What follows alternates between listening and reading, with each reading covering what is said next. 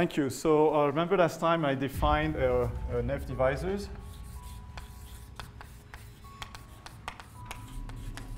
And I explained that they form a cone. The classes of F divisors form a cone in the real neural group. And so I want to do an example to show you what this cone may look like. So first of all, the uninteresting examples. When x is Pn. I mean, every time you have a Picard number 1, meaning that this space here is one-dimensional, there are not much choices for cones, right? So, so here I'm writing Pn, but any variety with Picard number 1 would be the same. So it looks like this. So here's 0, and so here the Nef cone is just R plus. Okay, so Nef. Okay, so if you are a divisor, either your Nef or your opposite is Nef. Okay, so let me do a slightly more interesting example. The case of the blow up of a point. So remember, I defined that the other day. So it comes with a birational map to a Pn, and then there is also a map to, I think I call it H naught. Okay, and the normal Severi group has dimension 2, and is spanned, for example, by the inverse image of a hyperplane here plus, say, the class of the exceptional divisor. So the exceptional divisor sits in here, and it actually maps isomorphically to this hyperplane here.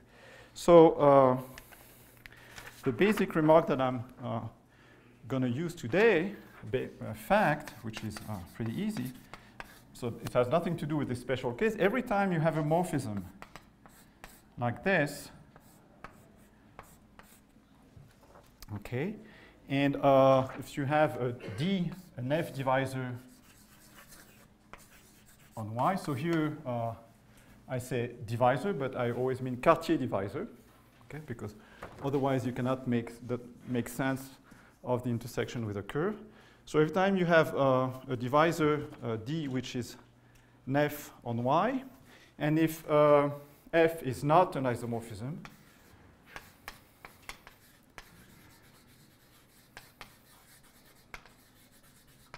then I think I don't remember if I explained that last time, but I can repeat.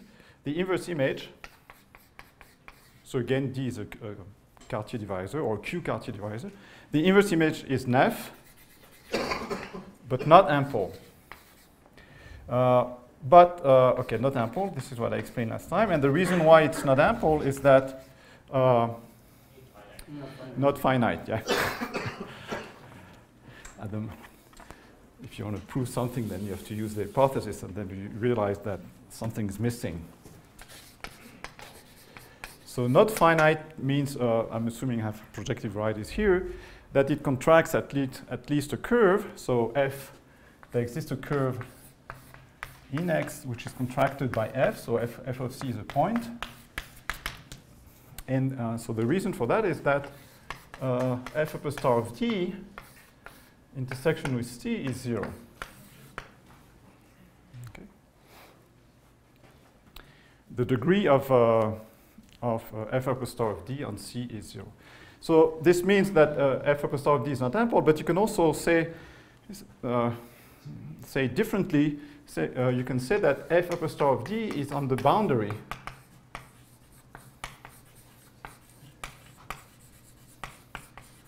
of the Nef cone. Okay. This has nothing to do with algebraic geometry. I mean, this is just a thing about the duality of cones. Okay, so I'll let you think about it. You can think about it for a minute, and it's pretty obvious. So here, let's go back to the example. We're lucky we have two such morphisms. This one, I don't know if it had a name. Let's call it F. Okay. So we are looking for a convex cone. So cone will always mean convex. A convex cone in a two-dimensional real vector space. So there are not many choices. I mean, they have to look like a piece of cheese, right? Or ice cream cone. I mean, a flat ice cream cone, sorry. A piece of cheese is better. So let me draw the picture. So let me compute the, so what do we have? I mean, we know from this remark here that the boundary in our example, it looks like this, right? E, epsilon upper star of H. And so epsilon upper star is exactly in this situation. I mean, this is the pullback of an F divisor here by morphism which is not finite. So this is one of the boundary lines. Okay, and so what is the other one? So F upper star of, I don't want to hyperplane on H naught.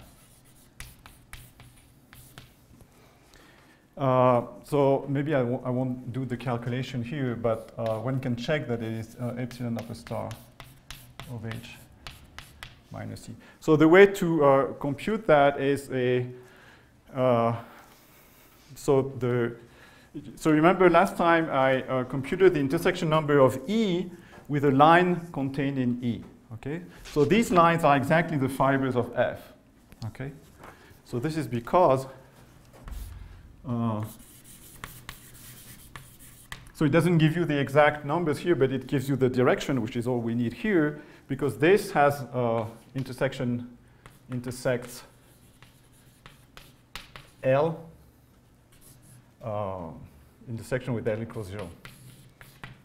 Okay, so we computed last time that the intersection of L with this one, no, this is not working. Let me see. Is this okay? Yes?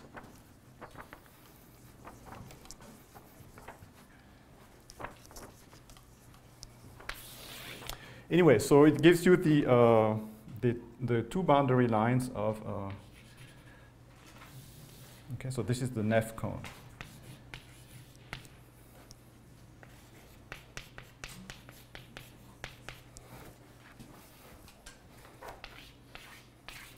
So in case the Picard number is 2, it's very easy to determine, I mean, it's relatively easy to determine the cone because they all look alike, right? You just have to determine the slopes of these two boundary lines. So now I want to define many more cones. Okay, I think Radu talked a little bit about that. So, and I also, I think did that, yes? The opposite is also, if the pullback is not, can we say that is not? This is a good question. You mean if you have a boundary of the Neff cone, can it be contracted by morphism? This is a very good question, but it's the whole subject of this series of lectures. So we'll see that at the end. Not always, not always, not always. But sometimes.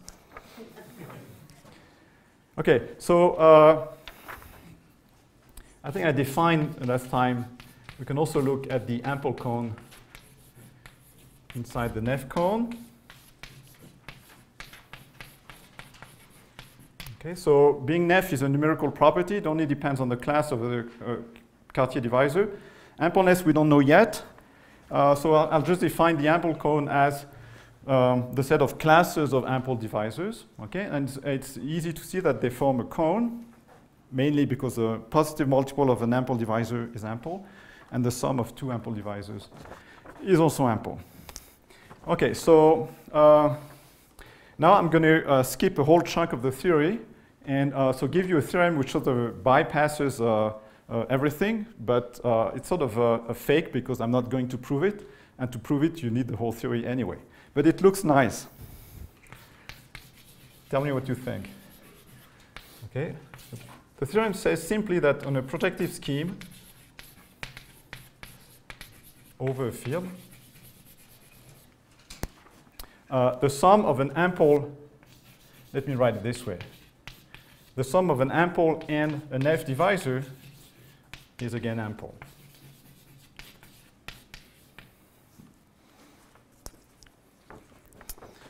Okay. So no proof, and if you want to do the proof, you need to go through a whole lot of things that I don't want to do here. Okay. And so let me draw a corollary of this.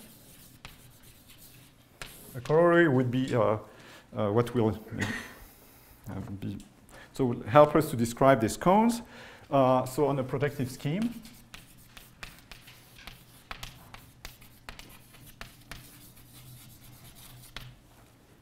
ampleness is a numerical property.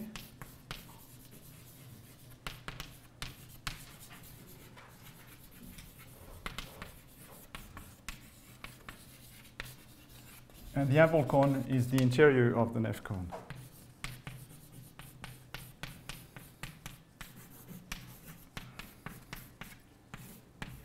Interior. Okay, so let me prove this. So to say that ampleness is a numerical property, you take a divisor D, okay, and you assume that it's numerically equivalent to an ample divisor, and you want to prove that D is ample. Okay. Actually, now that I'm looking at my notes, we can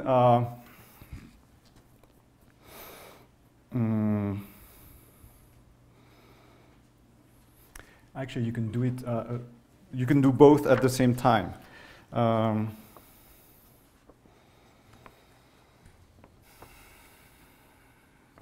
Okay, so let me put it another way. So first of all, I should have remarked here, before the theorem, we have proved earlier that this set of ample classes is open. Remember that was the proposition where I proved that if you have an ample, and if you add any multiple, small multiple of any divisor, this is still ample. So this is exactly saying that this ample cone is open. Okay, so instead of proving this, I'll prove. So in particular, we have this the inclusion here. Okay, so what I'm going to prove is the following. So assume that the class of D is in the interior of the Neff cone. Okay, we prove that D is ample.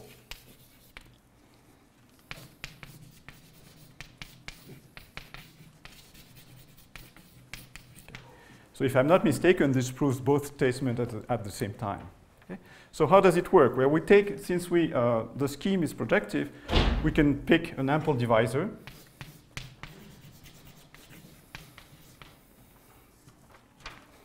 Okay, and so the fact that D is in the interior of the Neff cone tells you that for any ample divisor, for T positive but very small, D minus TA will still be in the Neff cone. Okay, so then you write D as a D minus TA plus TA. So this is Neff, this is ample, so this is ample. Okay. So, yes. You are already assuming there is this numerical property. No. What? You are working into the wrong survey. So here, you are working with the maybe you're right, yeah. yeah. Yeah, this equality here, let me see. No. No. Look at the blackboard. What? Here. Yes. In this page. Here? Yeah. You are working in the wrong survey, right? So what? You are working out the numerical equivalence. No? So ample is inside the wrong survey, so you are already working out by Define that to be classes of ample divisors. This is defined as the set of classes of ample divisors.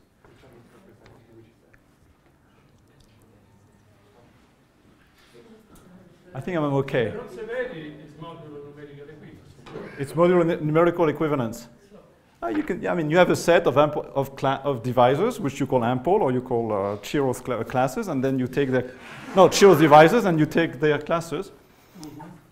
You don't like it? Okay. Anyway, in the end, everything is fine, and okay. So I actually want to define more cones. I mean, it's not me. It's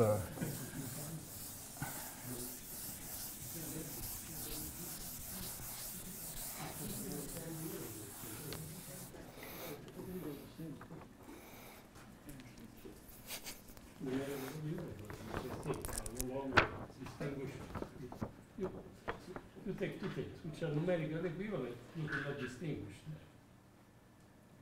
Understand. What do you mean? You cannot distinguish them inside the non-severe. No. Right. So then what? Okay. No, okay. Why you have to forget the blackboard before? You are proving it without using the non-severe. Yeah. I mean, but as you know, I mean, this theorem is I was disturbed by this. Okay. So what other cones do we have? Well, there's an obvious cone that I could have mentioned before all that. It's the effective cone. So the effective cone, this is the cone's span, let's say, it's cone span by classes of effective divisors.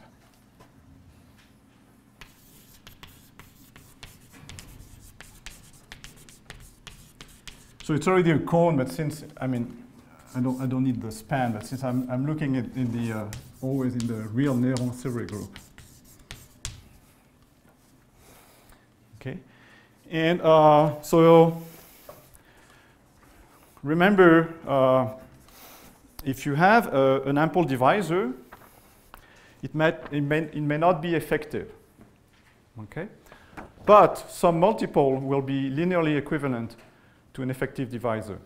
Okay, so in terms of cone, it means that the ample cone is contained in the effective cone. Okay, so here I'm not saying that any ample divisor is effective. Okay, it's a bit like the other thing. No? Okay, and so everything is in here, and the problem with these two cones here is that they are not closed. And if you want to do some geometry of cones, it's better when the cones are closed. Okay? So we already know that the closure of the ample cone is the Neff cone.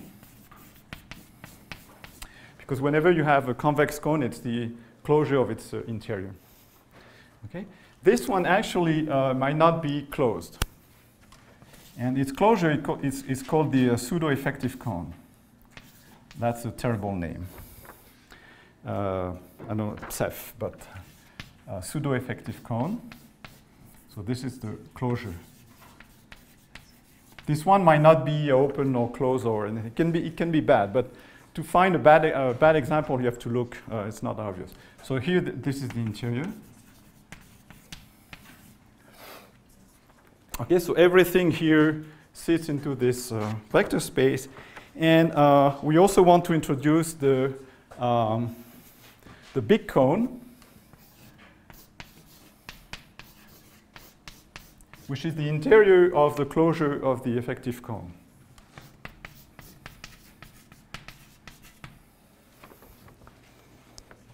Okay, so it's a bit confusing. So let us look at on this example. A lot of these cones are the same. So this is the Neff cone. I will now draw the ample cone, which is just its interior.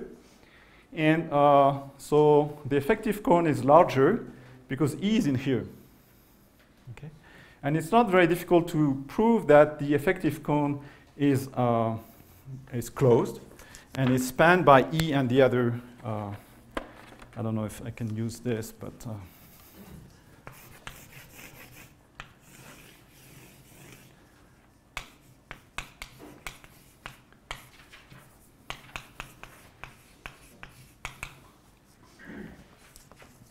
okay.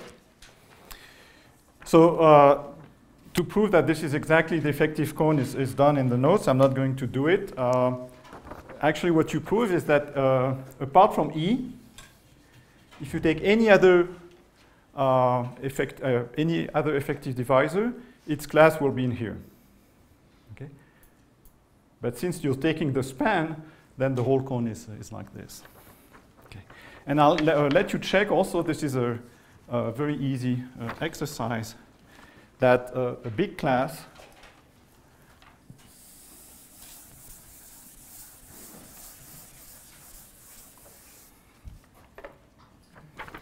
so how does it go? Yeah, big of X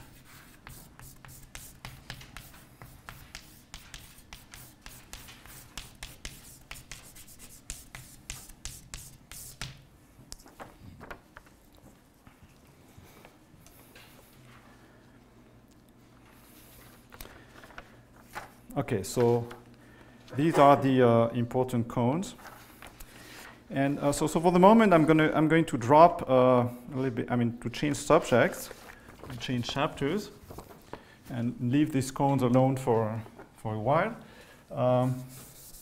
But actually, we want to discuss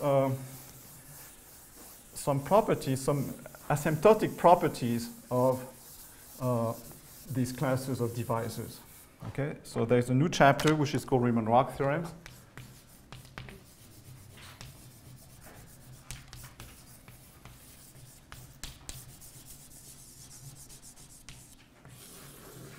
So a better name would be asymptotic Riemann-Roch theorems. So what is it about? So remember that if you have an ample divisor on a scheme X, I noticed last time that some multiple of A defines a morphism from X to some projective space, which is finite. I mean, actually, you can also even assume that it is an embedding, but I don't need this, finite. And so that this N here is the dimension of the space of sections of MA minus 1. Okay, so in the Radu and Gabir notation, they just write things like this. It's the same. Okay, so asymptotic Riemann-Roch is the problem of finding this the behavior of this number as m goes to infinity. Okay. So we already have an example of this when x is a smooth curve. And any divisor on X, we have the exact Riemann-Roch theorem, which tell you that H0 of X MD minus H1 of X MD is equal to M degree of D plus some constant term, which so for us, what is important, so this is not exactly the number of sections, it's the Euler characteristic. Okay? And this is a number which is more easily calculated than this. And we see that it is a polynomial in M, and the leading coefficient is the degree of D. Okay. And this is a general phenomenon. So the proof is very clever, so I won't do it. And it's really, when you do the proof of the statement that I'm going to write here, that you realize that you really need to develop the whole theory for any schemes, okay? You don't want to assume integral and, or reduce or anything like that. Okay? So you won't see in what I write why you need such a generality, but it is here. So the theorem is the following. So X is a projective scheme over a field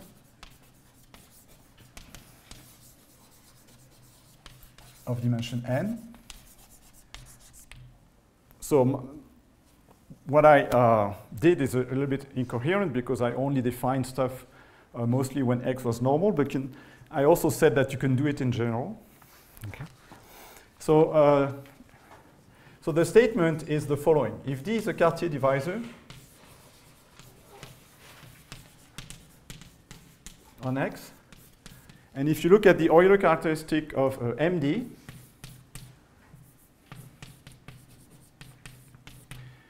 this is so the usual way to say that is to say that this is a polynomial in M, meaning that it takes the same values at all integer as a polynomial with rational coefficients. So let me write it this way. So for some P, some polynomial with rational coefficients, and degree at least, at most, the dimension of X, so n. And so we define, so this should be thought of as the self-intersection of D with itself n times. So by definition, this is a n factorial times the leading coefficient of P. Is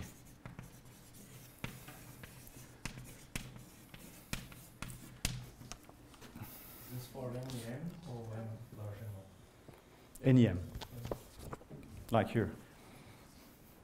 The problem, this is not H naught, this is the Euler characteristic. And then it's another problem too. So the Euler characteristic is the alternate sums of the dimensions of the cohomology groups, okay? More generally, so A will actually be a consequence of B, but it's, I think, better to state it separately. If you have R divisors, Cartier divisors on X,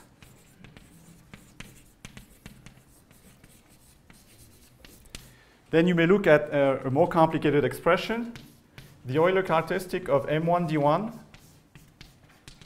plus MR dr. And this is again a polynomial in M1 MR. So P is now a polynomial in R variables of, with rational coefficients and total degree at most n. So we define the intersection number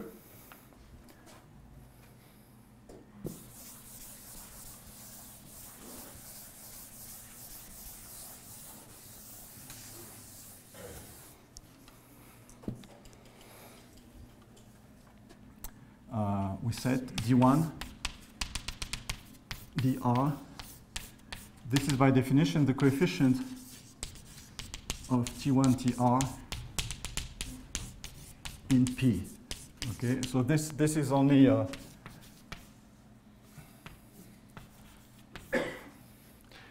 so just forget about this. I mean, you can assume that R is equal to n, but it's nice to have it. So since the total degree of P is at most n, this would be 0 when R is strictly greater than n. Okay, so you can just take R is equal to n.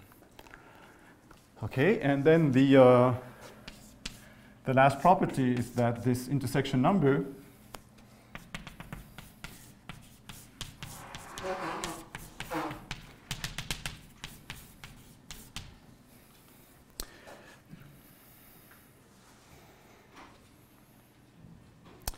is multilinear, I mean Z multilinear,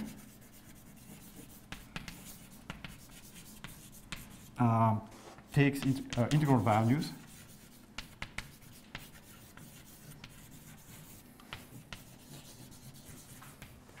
Z multilinear and symmetric.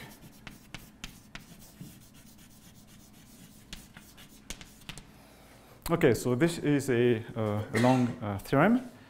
And maybe I should say, let's put it in the theorem, only depends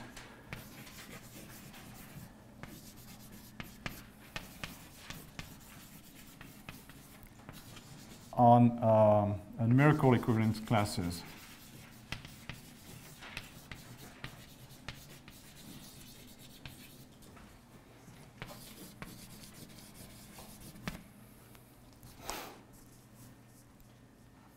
Okay, of the DI. This is not completely trivial.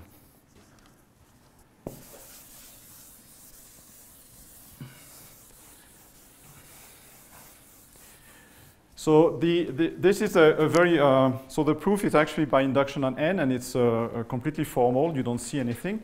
But it's nice to know that this number has a geometric interpretation. It's really what you think it is. I mean, I don't know if you're thinking anything, but when n is equal to 2, okay, what are we doing?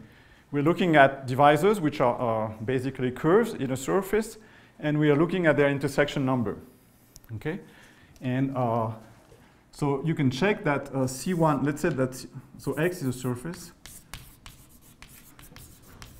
Let's say that the field is algebraically closed. And we're looking at, say, two curves in X, seen as, let's say that X is a smooth surface. This is the nicest of cases here. So first of all, C1, C2, this intersection number here can be interpreted as, I mean, has a geometric interpretation. So it's the sum, let's say, with no common component.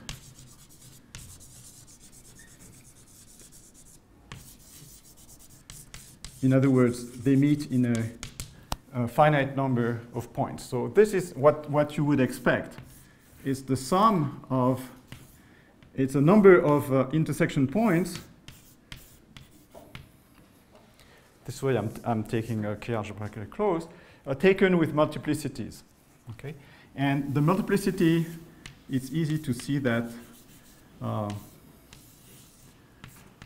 it goes like this.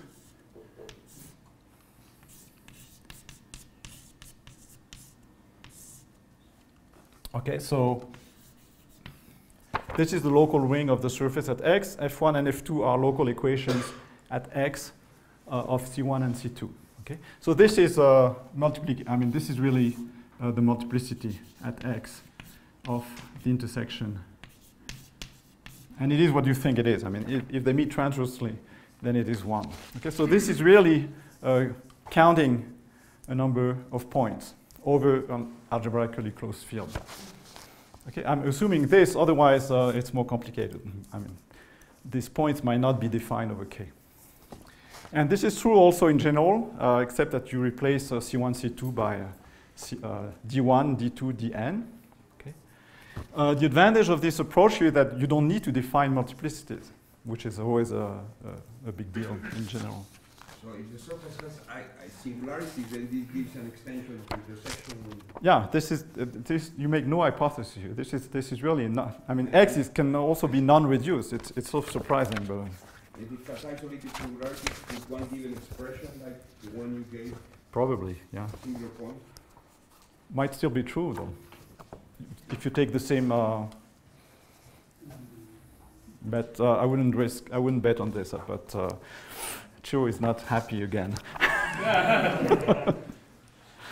Okay, and also what I wanted to say is that we already defined, in this case, this intersection number in a different way. Remember, we defined in general the intersection, I think it went in that order, of a divisor and a curve, okay, in any dimension. In dimension 2, divisors are curves again, okay? So we had this former definition, and it agrees with this, okay?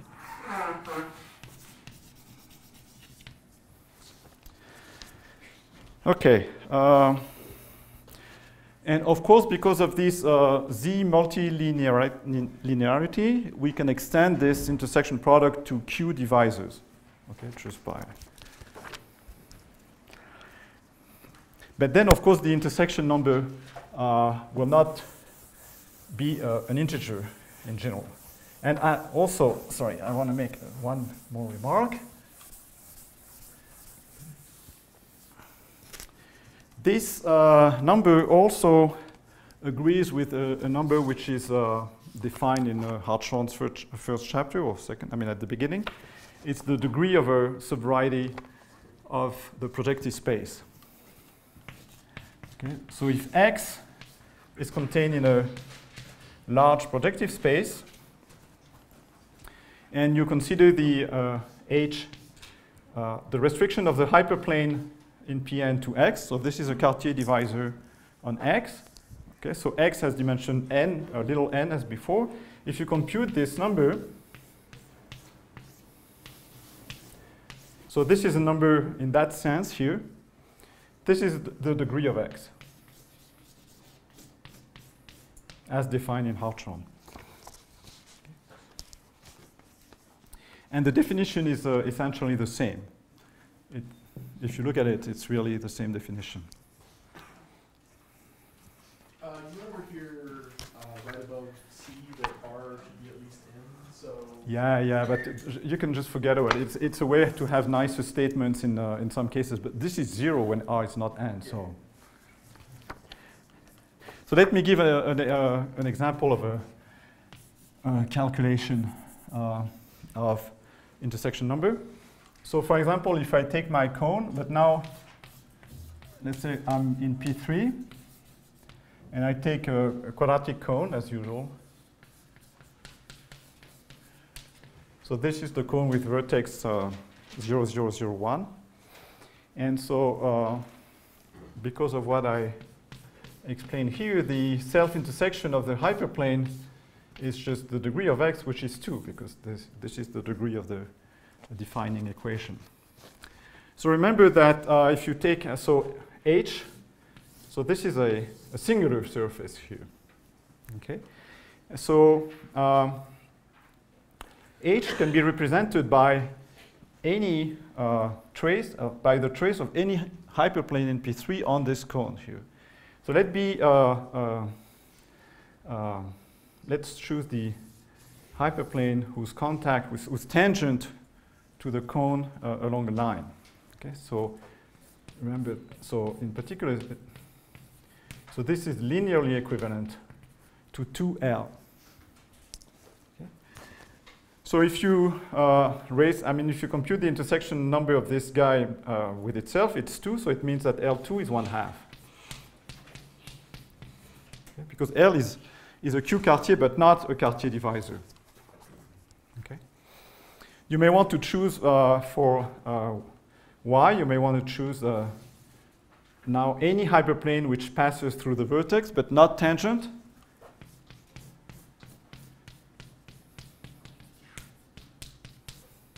So you get 2 lines. If you take the square, then you'll find that 2, again, same number, is equal to L1 squared, which is 1/2, plus 2 L1 L2. I should put dots here and parentheses, plus 1/2. So it tells you that the intersection of these 2 lines is 1/2. Well, actually it follows from here, but anyway. So in case the surface is singular, you have to be careful with these numbers. I don't think you want to use them in that case. Anyway, so you can tell from the definition that it's pretty unlikely that you will ever compute an intersection number using the definition, right? So one way to compute them is to use this, but there are also formulas which are very helpful.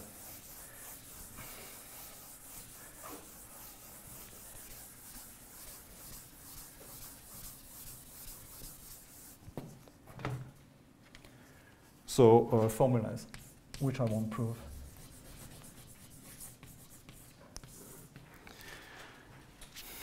So assume that you have a morphism pi from one projective scheme to another, actually, and projective varieties, let's say, and assume that D1, dr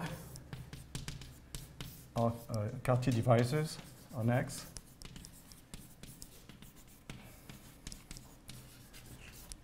with R greater than or equal to dimension of Y. Okay, so the first statement has nothing to do with pi, but I just wanted to save a space. So it is the restriction formula.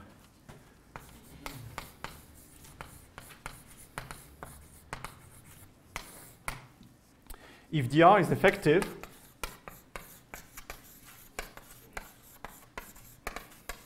so we can view it as a subscheme of X, and the restriction formula tells you that the intersection of d1, dr is equal to the intersection of their restrictions to dr.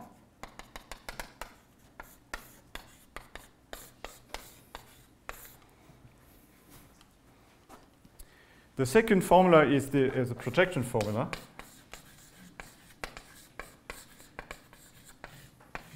So in this first case, just forget about y.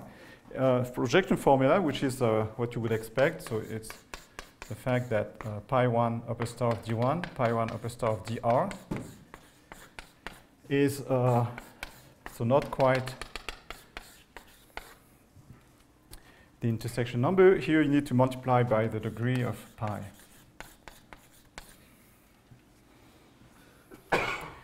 The degree of pi is the degree of the extension. Okay. I never know which way to write it. It is the degree of this extension if it is finite.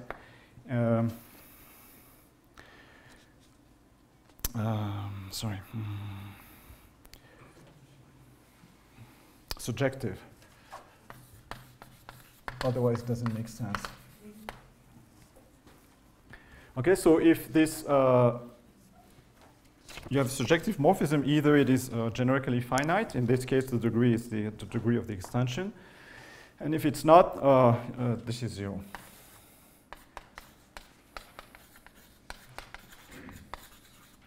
So in other words, so this is one case where you can.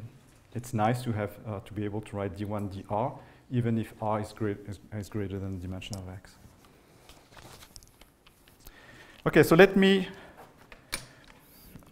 give you an example of how we can use these formulas to compute something. So I basically only have two examples, right? The cone or the blow-up of one point. But there are other algebraic varieties. So since I just did the cone, I'll do the blow-up.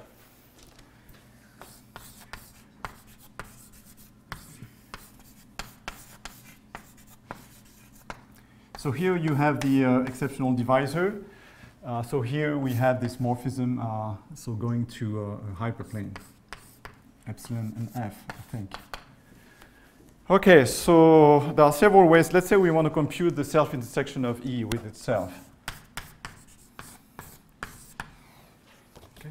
So there are many ways to do that. One is to remember that we computed last time the intersection E with L. So inside, so this was the old intersection product of a divisor with a curve. So this was -1 if L is a line in E. Okay, but E is itself isomorphic. E is a projective space. Okay, so if you restrict E to E, so this sounds a little bit strange, but this is usual to write it this way. This is just the restriction of the divisor class of E to E. Okay? E itself, as a divisor, if you intersect it with E, you don't get a divisor. Okay? But, so you should maybe, it would be better to write it like this,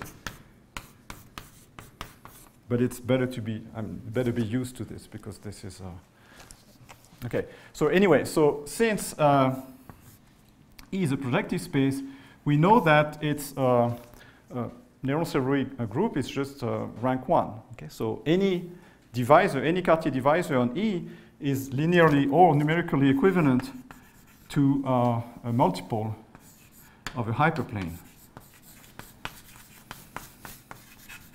hyperplane in E. Okay? So how do we compute this number A? Well, just we take the intersection with L. Okay? So if we take the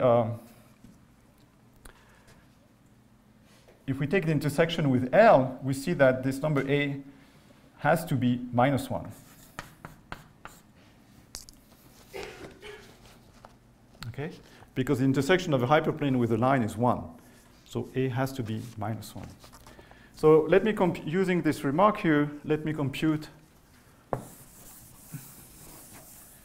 So let me call a hyperplane on E. Let me give a name to this. There are many hyperplanes lying around, but let me call this one HE.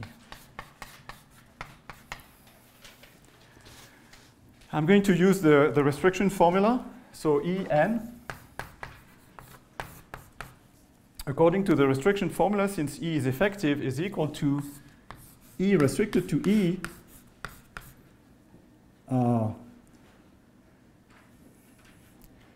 okay, so I hope this was clear. I mean, I read it this way when it's the product where it's n minus 1 times the same divisor. Okay? And we saw that E restricted to E is minus HE. So now, so this is minus 1 to the n minus 1, HE n minus 1. But this is 1, okay? Because you can use this thing about the degree. Okay? The intersection, the self-intersection of a hyperplane in a subvariety of the projective space is the degree. Okay? So here I'm working on the projective space, so the degree is 1.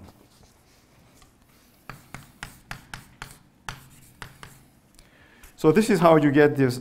I mean, one way to get the self-intersection of E. So since I've already spent probably too much time on this, there's another way to compute this number using the projection formula in the nodes.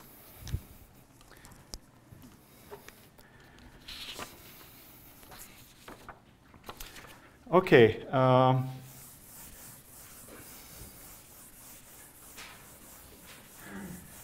Maybe an important a fact about the self-intersection of ample and Neff divisors. I'm going back to this. So let's the position. If D is ample, then D to the n, I mean the self-intersection is positive. If D is Neff, the self-intersection is non-negative. So let me prove that quickly.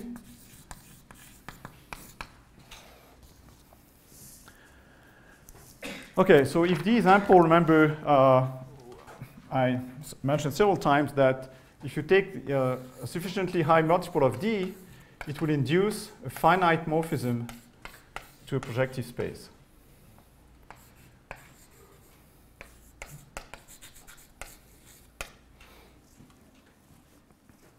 Okay? And so, in particular, I mean, it comes from the definition of this map that MD is the pullback.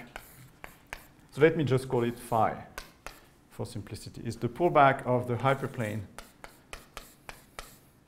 on Pn. Okay? So now, this morphism being finite, its image has the same dimension as x. Okay? So I want to use the projection formula between x and phi of x. Okay? So this projection formula tells you that MD to the n is equal to the degree of phi, but not really phi, maybe phi bar, which is induced by phi from x to its image, times h restricted to phi of x to the n. Okay. So this is some number, some positive number. And this is, as I explained here in my first example, this is just the degree of phi of x. So in particular, this number is positive, so d to the n, the self-intersection of d is positive also. Okay. To do the Neff case, you just go to the limit. In some sense, if you want to be clever, you say that the function which to de-associate its self-intersection is a continuous function on the neuron-cerebri space. Okay, so if it is positive on the interior of the Neff cone, then it is non-negative on the Neff cone. Okay, if you want to do, if you don't believe me, this continuity, I mean, comes from the fact that it's really a polynomial. So if you want to do a real proof, you go like this. You take d in f. You take any ample. Okay, so we saw that Neff plus ample is ample, so the first step will tell you that d plus ta to the n, when t is positive, this is positive, okay? This is a polynomial in t, and you let t go to 0.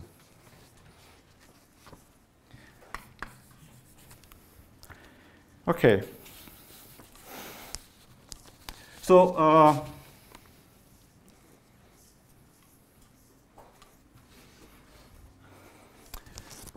one remark.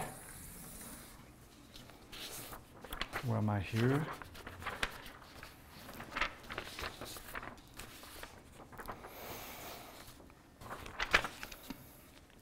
Let's say A is an ample divisor.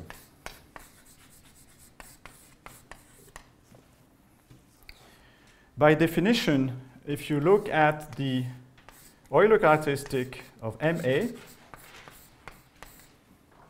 we know that this is a polynomial in M of degree n, whose leading coefficient is the self-intersection. So we can write it this way, a to the n over n factorial, m to the n, plus lower order terms. Okay? But we also know that by the cohomological characterization of ample divisors, that actually hi of, or hq I think was this vanishes for all q positive and m large enough. Okay. So in other words, when m is large enough, this is also equal to the number of sections of A. But this is only for m large enough.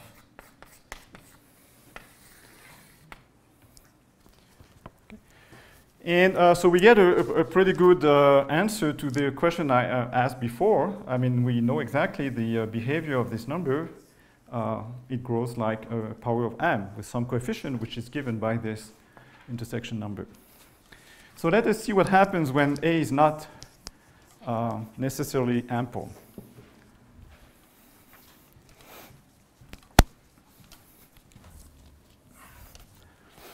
So again, there'll be a theorem which I won't prove.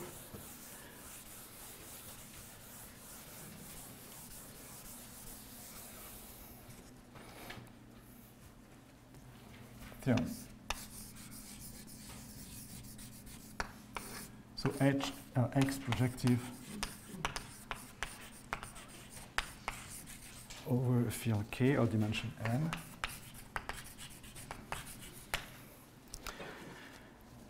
The first statement is that so the first theorem here, the long theorem, was telling you that the behavior, I mean, this Euler characteristic of MD is a polynomial in M. Here, it's a bit different. I'm telling you that any the dimension of any cohomology group, so D is a Cartier divisor. The dimension of any cohomology group doesn't grow faster than m to the n. Okay. So this is a pretty weak statement. If D is an F,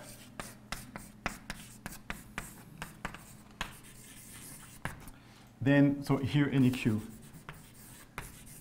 When D is an F, we have HQ of XMD doesn't grow faster than m to the n minus 1 for all Q positive. So this is nice because it tells you that it tells you that in some sense only the first term will matter in this estimation here.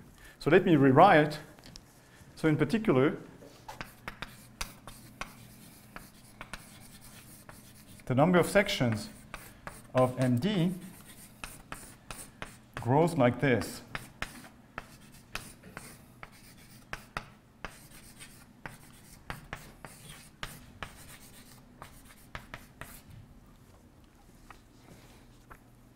Okay? So you have to be a little bit careful here. This number might be 0. Okay, so in which case you know that the number of sections doesn't grow faster than this lower power of m. But if this is positive, it grows as fast as if D were ample. Okay? So I'm not saying that the other cohomology group vanish. Okay, so this is different. This is more general. Sorry, when yep. you're in the boundary, that is not always 0. When you are on the boundary of the ample cone, yeah. Of the ample cone.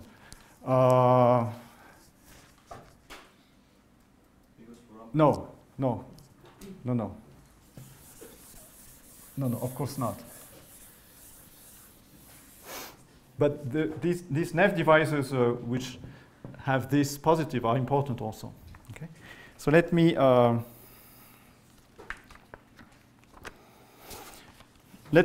now go back to these big divisors. So remember that a big divisor is the sum of an ample plus an effective.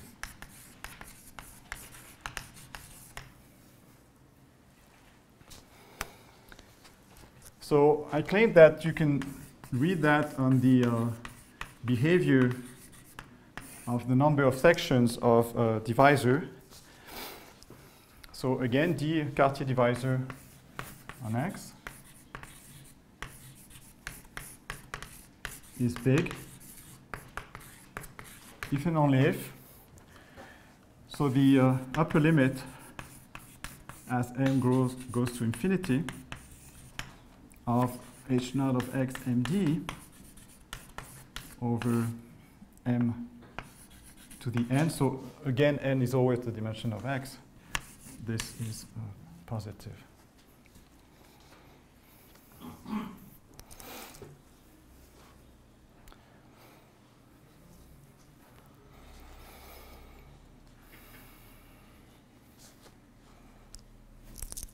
Okay, so in particular,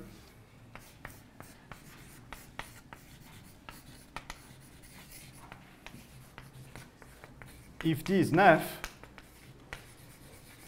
then D is big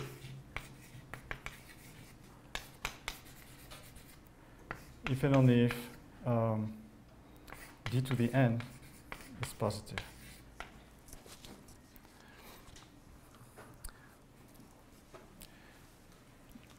So I hope this is not too confusing because there are many notions that I have introduced.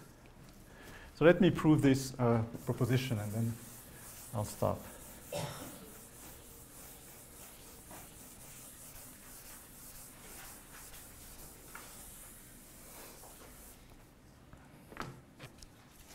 Because the proof is quite interesting.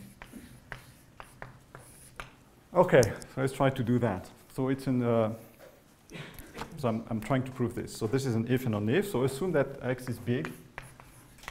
D is big, sorry. So ample plus effective, okay? So I can always multiply D by, I don't need to multiply. I mean, this might be Q divisors, but I just multiply D so that everybody is an integral divisor. Okay. This statement obviously doesn't change if you multiply D by some integer, positive integer. Okay, so now I claim that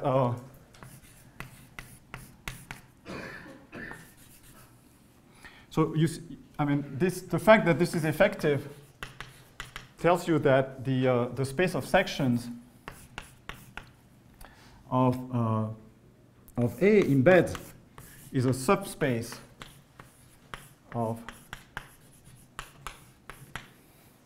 the space of sections of MD.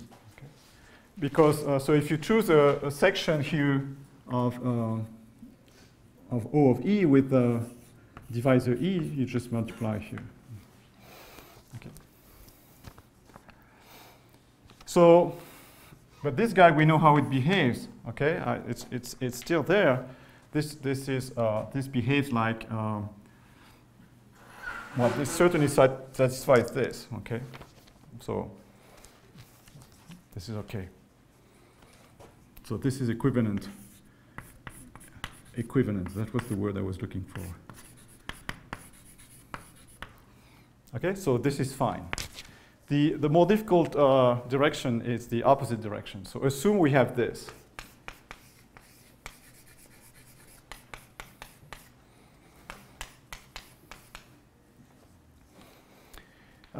Let me take any ample divisor. Ample, effective. So for example, I mean, your X is projective. So you put it in projective space. You take any hyperplane restriction of the hyperplane class to X, ample and effective. Okay, and so the trick is it's called somebody's trick. I don't remember the name. Kodaira's trick, I think. So we look at this exact sequence, which we have used before. Anytime you have an effective divisor, you can view it as a subscheme of X, and you can write this exact sequence here, and you tensor it by O of MD.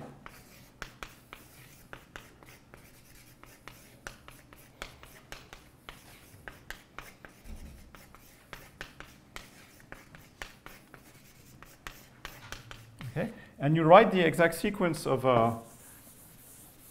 cohomology groups or vector spaces. Better.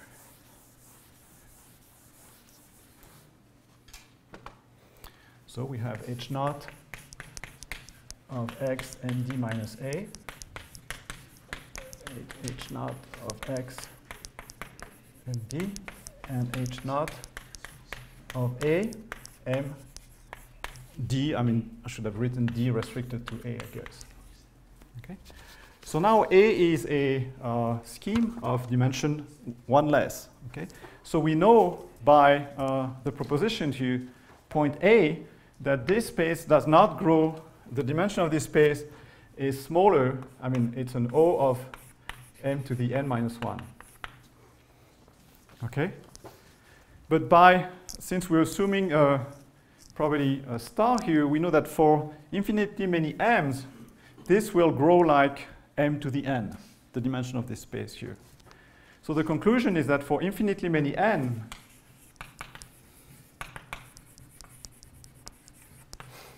this space will be strictly larger than this one. So in particular, this map here cannot be injective, so there will be something in the kernel. Okay? So which means that, so H naught of X MD minus A will be non-zero. If you take a section in here, it will have an effective divisor, so we can write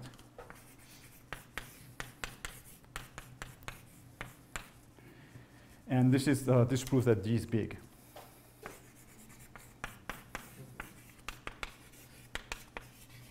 Because it's the sum of an ample and an effective. Okay, so I'm already over time. well, I didn't do so bad. I wanted to talk about Kodaira dimension, but I mean, Kodaira dimension is, in some sense, you want to measure. I mean, there are two ways to look at it. Either you want to measure the rate of growth of these spaces of section. Yep. In the book, you suppose Yes. that A is effective. Yes. Yes. So in general case, I mean this. What do you mean in general case? I want something that works. If you don't take A effective, you cannot write this exact sequence.